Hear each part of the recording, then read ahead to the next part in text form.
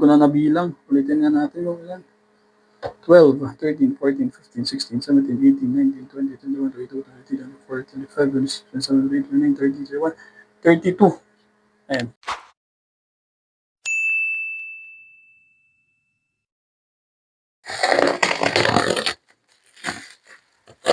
Hello guys. Good day. So, for today's video, di ba sabi ko sa inyo is magpapa-incubate tayo ng itlog. So, nakapag-decide ako na imbis na dalhin ko dun sa kapisaan, nag-order na lang tayo ng sarili nating incubator.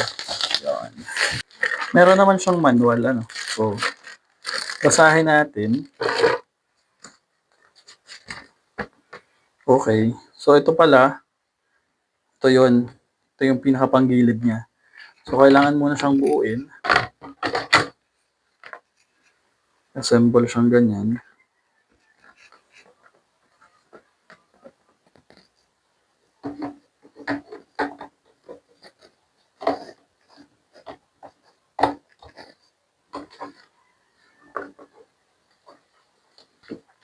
Ayan guys, so medyo nahirapan tayo sa pagsasetup nito.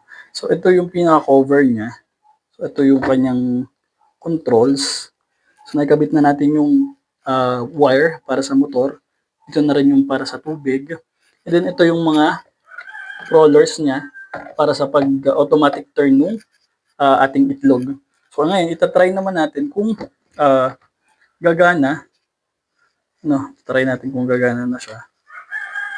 So dito lang din sa harapan, and dito, yung saksakan ng kanyang outlet. So okay na siya, nakasaksak na. Try natin ilagay itong tubig. Kung tama ba itong paglalagay natin. So yun, umano siya, pumasok yung tubig dun sa pinaka-hose.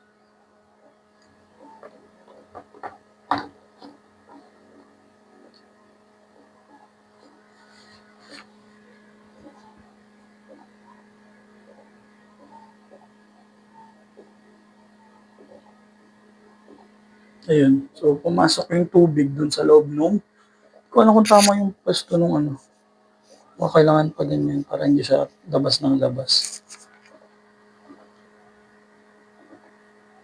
Ko alam. So, ito yung mga itlog natin. Try natin ilagay.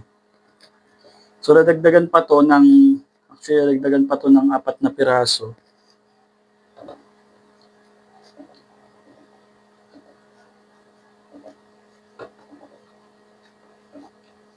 Hindi ko rin na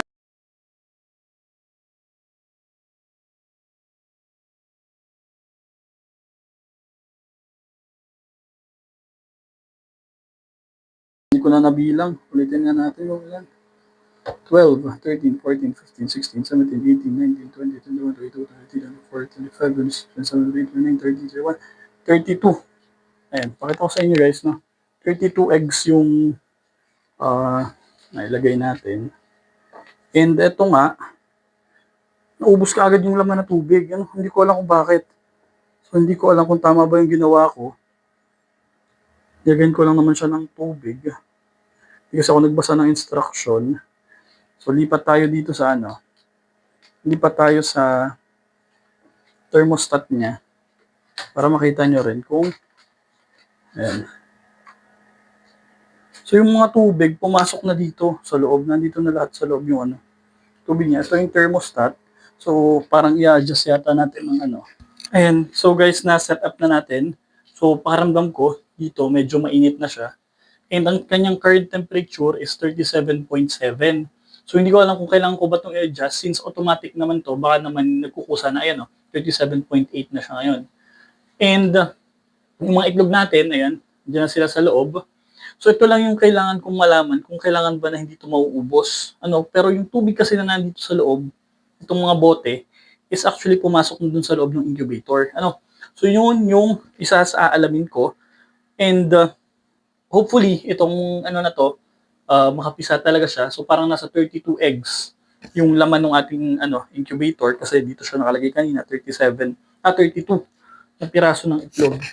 So, sana maging maganda yung resulta ng ating incubator na to. So, ayan. Okay naman, hindi ko pa nakikita nagta-turn yung rollers. Hindi ko alam kung kailan siya magta-turn. Pero, andyan na lahat yung mga itlog. Yan. Kumuha tayo ng bote ng Coke. Malaking malaki. 1.5 liters. Try natin ilagay ito. Yun. So, fit nga siya. Fit siya dun sa bote ng Coke. Try natin. Ilagay.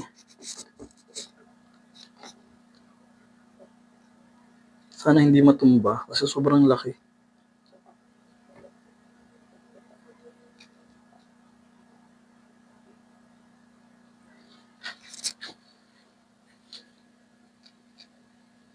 So, yun.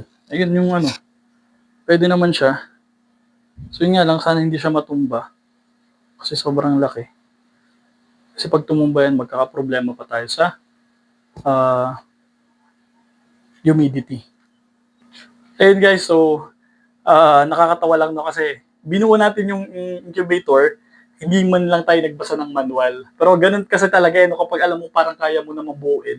So dire-diretso lang. So may mga functions lang ako na hindi ko alam kung paano ko siya aayusin. So kasi naubos yung tubig dito sa kanyang bote. Pero may tubig pa siya dito, no? So itong hose na to, may tubig yan. Hindi naman siya nasagad lahat. Siguro, isip ko lang siguro kapag na-dry yung nasa loob, mauubos na itong nandito. So kailangan lakihan natin yung bote. Para hindi na palagay ng tubig. So hintayin na lang natin na maubos. Since ito kasi, pwede naman yata siya sa bote ng Coke. Based din dun sa nakalagay sa manual, nakita ko kanina. So yun, lagyan na lang natin ng yan. And ayun nga guys, pasensya na kayo kung ang mga pinopost ko ngayon is tungkol sa manok. Kasi talagang gusto ko silang padamihin ulit.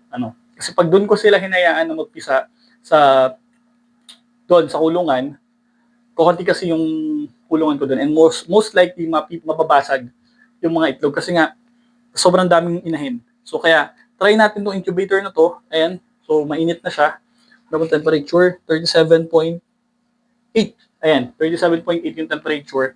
So, feeling ko ito yung tama alam ko. Ito yung tama pati sa mga pugo para hindi sila para hindi siya lamigin. Pag nagpapapisa, hindahanap rin ako ng itlog ng pugo, upload din natin 'yon para makapagpapisa tayo ng itlog ng pugo sa incubator. So, for today's video, ito muna. So, thank you so much guys sa patuloy niyong panonood. Huwag kayong magsasawa. Kung meron kayong comment tungkol dito sa incubator na to, please mag-comment kayo kasi madami akong kailangan malaman tungkol sa tamang paggamit ng incubator na to. And once again guys, ito ang inyong Kuya Ace ng Field Farming TV. Lakbay ni Alas, mag-ingat kayo palagi.